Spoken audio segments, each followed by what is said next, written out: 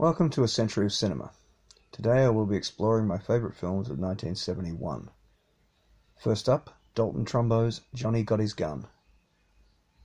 Joe Bonham, played by Timothy Bottoms, is a young man who was mutilated by an explosion while fighting in World War I. He is left armless, legless, faceless, and unable to speak or move anything but his head. As he silently suffers, he reflects on his past and dreams, with the line between fantasy and reality blurring. He learns to communicate via Morse code and asks to be killed rather than continue living as he is. I first became aware of this film from the music video of One by Metallica, which used many clips and dialogue from the film. I found these short snippets so compelling that I soon sought out their origin. I was most enraptured by the scenes in the hospital, shot in atmospheric black and white, as opposed to the memories and dreams, which are in vivid colour, all beautifully shot by cinematographer Jules Brenner. The film, written and directed by Trumbo, based on his 1939 novel, is an unsettling portrait of profound despair, best depicted in the hospital, with stark black and white under Bonham's stream of consciousness dealing with his plight. In the colour scenes, there is good support from Jason Robards as Joe's father, in scenes which allude to disturbing aspects of that relationship, and Donald Sutherland as Jesus Christ in Joe's dreams. However, it is the sheer bleakness of the hospital scenes which imbues Johnny Got His Gun with most of its power and horror. And now for something completely different. Monty Python's And Now for Something Completely Different. The first feature film from Monty Python. John Cleese, Graham Chapman, Michael Palin, Eric Idle, Terry Jones, and Terry Gilliam. It is a collection of recreated sketches from the first two seasons of the TV show Monty Python's Flying Circus, intercut with animations by Terry Gilliam. A kind of greatest hits movie. And personally, I think the versions presented here actually improve on the originals. We have such classics as Marriage Guidance Counselor, Self-Defense Against Fruit, Nudge Nudge, Hell's Grannies, The Funniest Joke in the World, and in my favourite segment of the film, Dead Parrot transitioning immediately to the Lumberjack song. Everybody gets plenty of opportunities to shine, but I do think Cleese generally shines the brightest. However, my other favourite Python, Michael Palin, is also hilarious, and I'm particularly fond of Graham Chapman's uptight colonel, who accuses everything of being silly. Idle and Jones are also bringing their A game, and I usually like Gilliam's animations, but I would never call them a highlight. Densely packed and tightly edited, it is wall-to-wall laughs, and for my money, the funniest film of 1971. Richard Fleischer's Tenrillington Place stars Richard Attenborough as John Christie, who is, when we meet him, already a serial killer. Young couple Tim and Beryl Evans, John Hurt and Judy Geeson, move in upstairs with their infant daughter, and it is immediately apparent that Beryl is Christie's next intended victim. He carries out the deed under the guise of assisting her with terminating her unwanted pregnancy. When Tim returns home to find her dead, Christie convinces him to leave town because he will be blamed. When Tim is gone, Christie kills the child. Plagued by guilt, Tim returns and confesses to what he believed was his part in Beryl's death, and ends up being charged with both murders. Based on a true story, as written in the book by Ludovic Kennedy, adapted by Clive Exton, it is a well-told, brilliantly acted crime drama, helmed deftly by Fleischer, and shot with subtle ambiance and style by Dennis Coope.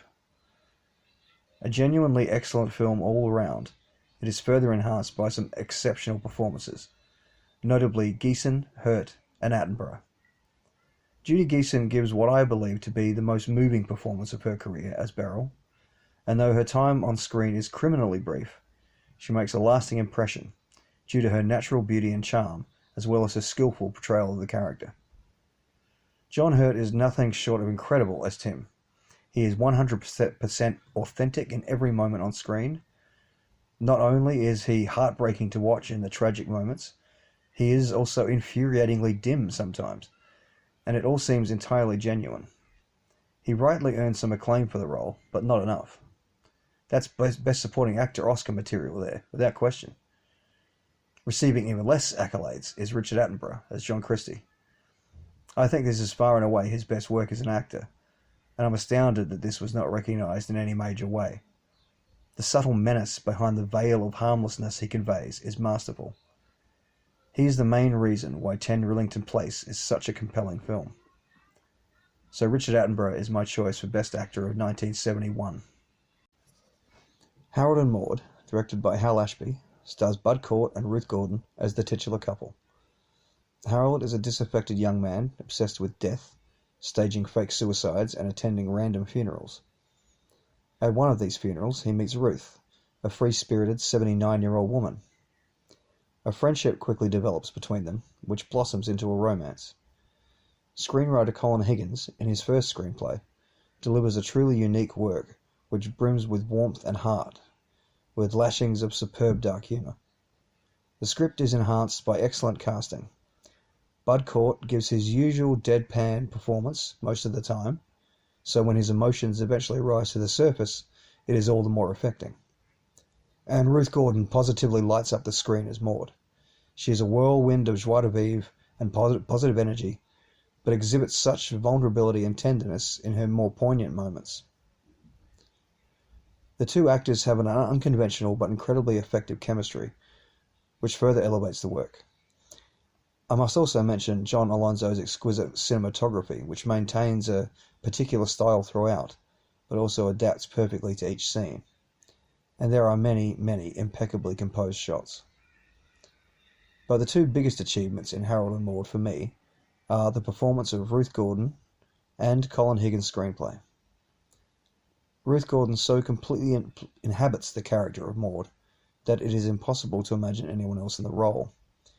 The allure of her character depends entirely on how effectively Maude's uniqueness is portrayed, and Gordon gives us that in spades. And Higgins' screenplay, with all its wonderfully gruesome fake suicides, dry wit, and idiosyncratic characters, manages with unabashed romanticism to make the unconventional feel universal. So, Ruth Gordon is my choice for Best Actress, and Colin Higgins gets Best Screenplay.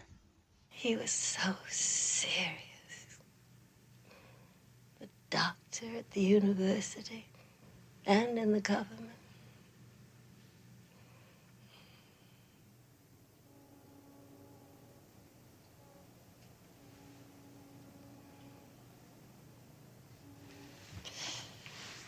But that was all before. Finally, it's Willy Wonka and the Chocolate Factory, directed by Mel Stewart and based on Roald Dahl's novel Charlie and the Chocolate Factory. The screenplay is credited to Dahl, but it was heavily rewritten by David Seltzer, with some scenes by Robert Kaufman. I imagine most people know the story by now. Poor kid Charlie Bucket wins one of 5 golden tickets to tour the chocolate factory of infamous recluse Willy Wonka, along with 4 other positively awful other kids, who are, let's face it, mutilated throughout the tour. It's a kids' movie.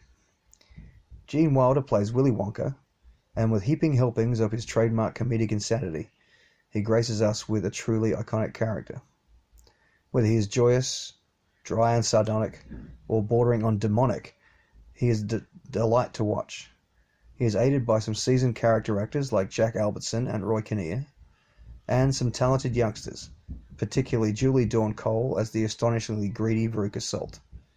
Another highlight is the spectacular production design by art director Harper Goff. And director Mel Stewart, in easily the greatest moment in his career, strings this all together masterfully, with funny asides and effective musical numbers, the highlight being the timeless, pure imagination sung by Wilder. Stewart gives Wilder plenty of room to play, but keeps the pacing tight, breaking up the more emotional, but frankly boring Charlie-centered scenes. I mean, he's a nice kid and all, but he's not much fun, with more witty and entertaining moments.